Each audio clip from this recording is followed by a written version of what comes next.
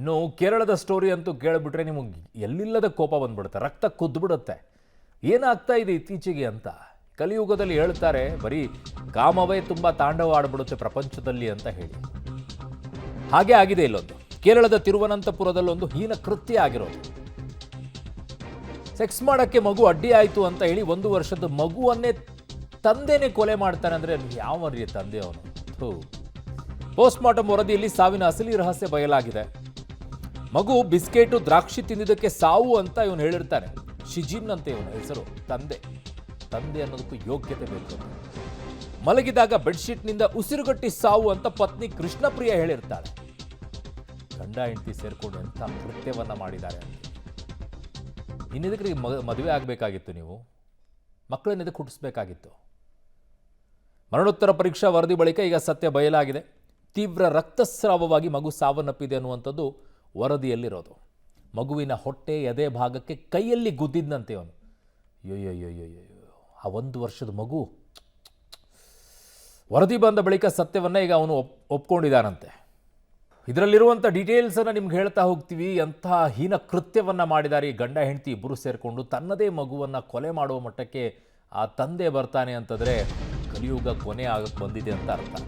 ಅಲ್ಲಿಗೆ ಮುಗೀತು, ಮನುಷ್ಯನ ಜೀವನನೇ ಮುಗಿಯಕ್ಕೆ ಬಂತು ಅಂತ ಅರ್ಥ. ಮಗುವಿನ ಹೊಟ್ಟೆ ಎದೆ ಭಾಗಕ್ಕೆ ಕೈಯಲ್ಲಿ ಗುದ್ದಿದ್ದಂತೆ ಇವನು ಶಿಜಿನ್. ವರದಿ ಬಂದ ಬಳಿಕ ಸತ್ಯವನ್ನು ಬಾಯ್ಬಿಟ್ಟಿದ್ದಾನೆ. ಆರೋಪಿ ತಂದೆ ಶಿಜಿನ್ ಮತ್ತು ತಾಯಿ ಕೃಷ್ಣಪ್ರಿಯನ್ನ ಬಂಧಿಸಿದ್ದಾರೆ. ಹೆಸರು ಏನು ಚೆನ್ನಾಗಿ ಇಟ್ಕೊಂಡಿದ್ರು, ಕೃಷ್ಣಪ್ರಿಯ. ಅಯ್ಯಯ್ಯೋ. ಆರೋಪಿ ಶಿಜಿನ್ ಮೊಬೈಲ್ನಲ್ಲಿ ಸೆಕ್ಸ್ ಚಾಟ್ಗಳ ಸಾಲಿದೆ ಅಂತೆ. ಸೈಕೋ ಇರಬೇಕು ಮೋಸ್ಟ್ಲಿ ಇವನು. ಹಲವು ಸೆಕ್ಸ್ ಚಾಟ್ ಗ್ರೂಪ್ನಲ್ಲಿ ಆಕ್ಟಿವ್ ಆಗಿದ್ದಂತೆ ಇವನು. ಮೋಸ್ಟ್ಲಿ ಎಡಿಕ್ಟ್ ಆದಂಗೆ ಇದೆ ಇವನು. ಎಡಿಕ್ಟ್ ಆಗಿದ್ದಕ್ಕೋಸ್ಕರ ಯಾರು ಅಡ್ಡ ಬಂದರೂ ಕೂಡ ಬಿಡ್ತಾ ಇರಲಿಲ್ವೇನೋ, ಕೊಲೆ ಮಾಡಿಬಿಡೋನೇನೋ. ಆ ಮಗು ಸಿಕ್ಕಾಕೊಂಡಿದೆ, ಅದನ್ನು ಕೂಡ ಸಾಯಿಸ್ಬಿಟ್ಟಿದ್ದಾನೆ.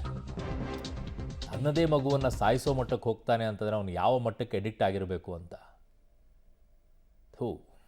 ಇಂಥವ್ರನ್ನ ಉಳಿಸ್ಬೇಕೇನ್ರಿ ಸಮಾಜದಲ್ಲಿ? ಇಂಥವ್ರು ಬದುಕಕ್ಕೆ ಯೋಗ್ಯತೆ ಇದೆಯಾ ಇಂಥವ್ರಿಗೆಲ್ಲ ಸಮಾಜದಲ್ಲಿ? ಬದುಕಬೇಕಾ ಇವರೆಲ್ಲ? ನನ್ನ ಸಹೋದ್ಯೋಗಿ ಈಗ ಶಬೀರ್ ನನ್ನ ಸಂಪರ್ಕಕ್ಕೆ ಸಿಗ್ತಾ ಇದ್ದಾರೆ. ಶಬೀರ್, ಇಂಥವರೆಲ್ಲ ಬದುಕಕ್ಕೆ ಯೋಗ್ಯತೆಯೇ ಇಲ್ಲದೆ ಇರುವಂಥವ್ರು ಶಬೀರ್. ಇವ್ನು ಉಳಿಸ್ಬೇಕಾ ಇವ್ರನ್ನ? ಇವ್ರಿಗೋಸ್ಕರ ಕಾನೂನು ಅಂತ ಸಮಯನ ವ್ಯರ್ಥ ಮಾಡಬೇಕಾ ಅಂತ ಅನಿಸ್ಬಿಡುತ್ತೆ ಒಂದೊಂದ್ಸಲ. ಅರುಣ್ ನೋಡಿ, ಇಲ್ಲಿ ಅವರು ಯಾವ ಹಂತದ ಮನಸ್ಥಿತಿಯನ್ನ ತಲುಪಿದ್ರು ಅನ್ನುವಂಥದ್ದು ಬಹಳ ಸ್ಪಷ್ಟವಾಗಿ ಗೊತ್ತಾಗತ್ತೆ. ನೀವು ಹೇಳ್ದಂಗೆ ಒಂದ್ ರೀತಿ ಸೈಕೋ ಮನಸ್ಥಿತಿ ಇದು. ಸಣ್ಣ ಪುಟ್ಟ ಅಥವಾ ಕಾರಣವಲ್ಲದ ಕಾರಣಗಳಿಗೆ ಈ ರೀತಿಯಾದಂತ ಹತ್ಯೆ ಮಾಡುವಂಥದ್ದು, ಮತ್ತೆ ಅದನ್ನ ಮುಚ್ಚಿಟ್ಟು ಪಾರಾಗುವಂತ ಪ್ರಯತ್ನವನ್ನ ಏನ್ ಮಾಡಿದ್ರು ಅದು ಈಗ ಬಹಿರಂಗ ಆಗಿರುವಂಥದ್ದು.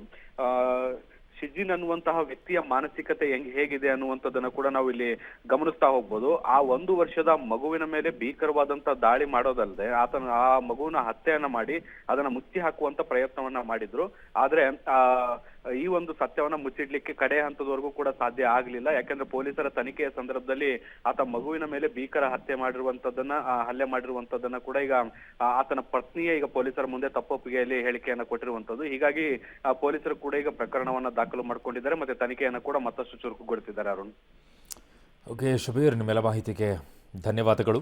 ಇಂಥವರಿಗೆ ಯಾವ ಶಿಕ್ಷೆ ಇರೋಲ್ಲ, ಮರಣದಂಡನೆ ಏನಿರಿಸಬೇಕು, ಜೀವಾವಧಿ ಶಿಕ್ಷೆನೂ ಅಲ್ಲ, ಮರಣದಂಡನೆಯನ್ನೇ ಕೊಡಬೇಕಿಂತವ್ರಿಗೆಲ್ಲ. ಅದು ಭಾಳ ಕಾಯಿಸ್ಕೊಳ್ಬಾರ್ದು. ಕ್ಲಿಯರ್ ಆಗಿದ್ದಿದ್ರೆ ವಾದ ಪ್ರತಿವಾದ ಇವನ್ನೆಲ್ಲ ಆಲಿಸಬಾರ್ದು. ಸಾಕ್ಷಿಗಳು ಕರೆಕ್ಟ್ ಆಗಿದ್ದರೆ ಮರಣದಂಡನೆ ಗಲ್ಲಿಗೆ ಏರಿಸ್ಬೇಕು ಇವರಿಗೆ. ಏನ್ರಿ ಇವರೆಲ್ಲ ಬದುಕಕ್ಕೆ ಯೋಗ್ಯನ್ರಿ? ಪಾಪ ಅದು 1 ವರ್ಷದ ಮಗು, ಏನು ಗೊತ್ತಿತ್ತು ಅದಕ್ಕೆ? ಅಡ್ಡ ಆಯಿತು ಅಂತ ಹೇಳ್ಬಿಟ್ಟು ಅದನ್ನು ನಿಮ್ಮ ತೀಟೆ ತೀರಿಸ್ಕೊಳ್ಳೋಕ್ಕೋಸ್ಕರ ಅದು ಅಡ್ಡ ಆಯಿತು ಅಂತ ಹೇಳಿದರೆ ಎದೆ ಹೊಟ್ಟೆಗೆಲ್ಲ ಕೈಲೇ ಗುದಿತೀಯ ಅಂದರೆ ನೀನು ಮನುಷ್ಯನ ಅಥವಾ ಮೃಗನ? ಮೃಗಗಳು ಹಂಗೆ ಮಾಡೋದಿಲ್ಲ ರೀ.